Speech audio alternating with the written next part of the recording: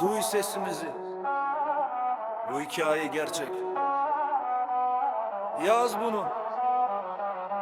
Dün yoktuk piyasada, adımız bile geçmez. Amatörün dibinde kimse dönüp de bakmaz. Stat boş, ses yok, herkes kahvede konuşur çok ama gelmez kimse sahneye. Söz verdiler, kayboldular, ortada yoklar.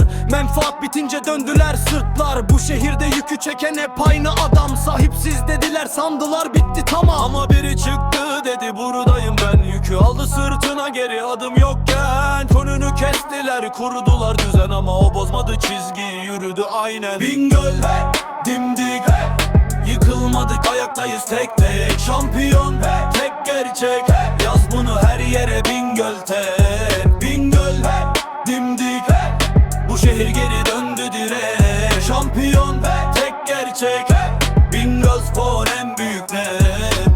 İş adamı dedi yanındayım, sonra yok oldu. Verilen her söz rüzgar gibi kayboldu. Yüz çevirdiler, görmezden geldiler ama biz düştükçe daha sert yükseldik yine. Başkan her gün gitti o kapının önüne. Kapılar kapalıydı, bekledi tek başına yine. Stad için savaştı, yılmadı bir gün. Bu iş koltuk değil, bu yürek mesulü.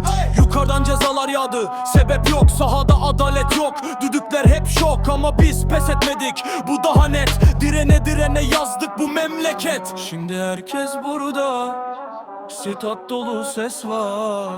Ama biz o yalnız günleri unutmadık.